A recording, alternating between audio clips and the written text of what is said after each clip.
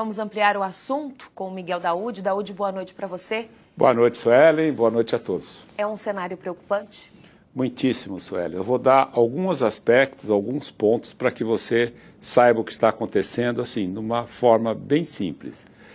Se você avaliar o teu patrimônio, aquilo que você investiu, e compará-lo com a sua rentabilidade, você vai ver que quem está ganhando dinheiro nessa história são os bancos, aqueles que te financiaram. As empresas que te financiam é que estão ganhando. Você tendo uma perda de renda. Hoje há uma situação no Brasil em que os preços estão fora de lugar. Esse câmbio que subiu muito rapidamente desajustou a economia, elevou o custo de produção, elevou o custo de financiamento.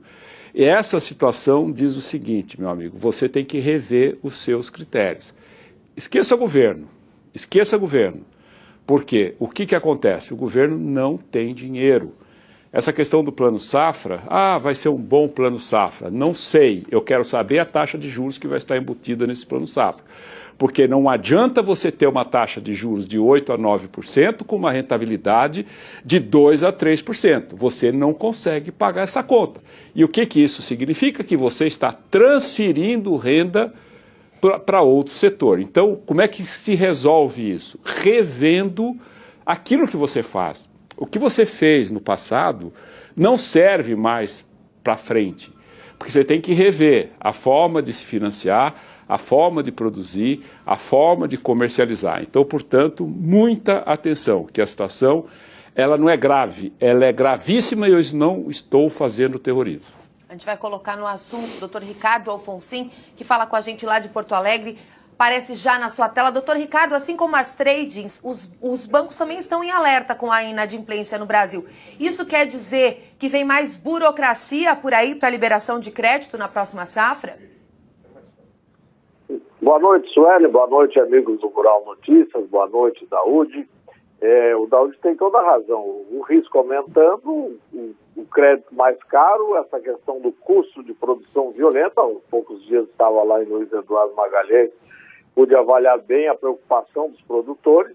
E essa questão que a Biob traz aí, o meu amigo André Nassar, ex-comentarista aí do Canal Rural, é uma preocupação, é a questão da recuperação judicial. Vem havendo uma certa pressão, tanto dos bancos quanto das traders, para que não se consagre o direito do produtor em fazer a recuperação judicial. Todas as atividades empresariais têm o direito da recuperação judicial. O problema, na questão do produtor rural pessoa física, há uma discussão da necessidade da inscrição dele na junta comercial 2 anos antes de pedir a recuperação judicial. Esse assunto vem caminhando, tem projetos na Câmara que estão travados justamente pela pressão dos bancos. Esta semana passada, na 4ª turma do STJ, iniciou um julgamento se há necessidade, dos débitos serão aqueles após a inscrição na junta comercial ou também abrangerão os anteriores à inscrição. Está 1 a 1 esse julgamento, tem um pedido de vista e provavelmente nos próximos dias voltará à pauta, então haverá uma definição do STJ se vale para o período anterior à inscrição na junta comercial ou no período posterior. O fato é o seguinte, é que, como eu sempre tenho dito, o crédito rural se desestruturou a partir de 1986, quando terminou a conta movimento, se criou as fontes de crédito, que é a poupança verde, e o depósito à vista, o compulsório, e a partir de então não se sabe de onde é que veio o dinheiro, se vai ter o dinheiro, se não vai ter, e o seguro agrícola desapareceu. Então, a agricultura, com o risco que tem, sem seguro agrícola, sem um crédito adequado, tem um monte de gente excluída do crédito e o risco está cada vez maior e os bancos com uma seletividade cada vez maior na concessão dos financiamentos. Então, toda a razão da UD dizer, vamos adotar novos critérios daqui para frente, porque continuar pedalando nessa situação que temos hoje aí é puro risco, é puro comprometimento. Então, tem que haver uma revisão do processo. O produtor rural tem que pensar melhor antes de plantar, para que não fique dando lucro aos outros e ele ficando com esse prejuízo todo da safra que vem acontecendo em alguns anos, e isso sem contar as questões climáticas, tudo isso do risco que a atividade envolve. Então, realmente tem que haver um redimensionamento nas coisas, essa insegurança de cada ano, um plano safra, não se sabe se vai ter dinheiro, não vai ter dinheiro, é um verdadeiro absurdo.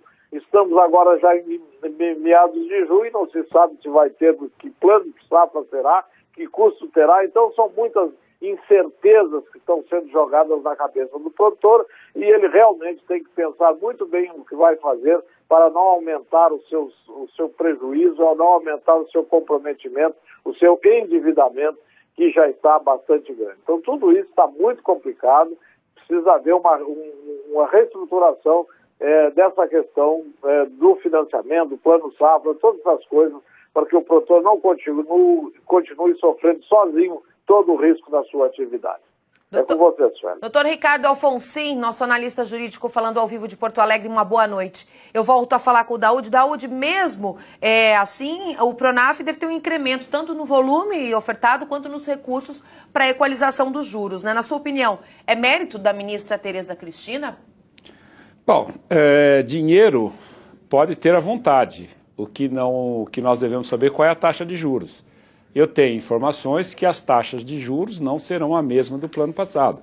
Portanto, hoje, determinados setores da agropecuária, mesmo que você der juros zero, você não tem rentabilidade, porque os custos subiram demais. Mas o pouco tempo que me resta, eu só queria chamar a atenção e gostaria que a ministra Tereza Cristina questionasse o Paulo Guedes. Ministra, o dinheiro do Plano Safra, ele vem, em parte, dos depósitos à vista. O que acontece? O depósito à vista, parte dele, em torno de 35%, é recolhido no Banco Central sem nenhuma remuneração. Como é que o banco faz a compensação desse depósito compulsório a juros zero? Ele coloca este custo no spread bancário, que é aquela taxa que os mortais, quando vão no banco, paga uma taxa exorbitante além da Selic. Perfeito? Agora, a discussão toda é o seguinte, é a taxa, é o valor para equalizar as taxas de juros. Muito bem. O que é equalizar as taxas de juros? Como essa taxa está lá a zero, quando o banco reempresta esse dinheiro, ele ganha uma parte para reemprestar esse dinheiro. Agora, ministra, pergunte ao Paulo Guedes se o que o banco joga no spread bancário está descontado desta equalização. A senhora vai ver, ministra, que esses 10 milhões caem para uns 3. Então, hoje, o setor produtivo do Brasil, e principalmente o produtor rural, está transferindo renda para o setor financeiro.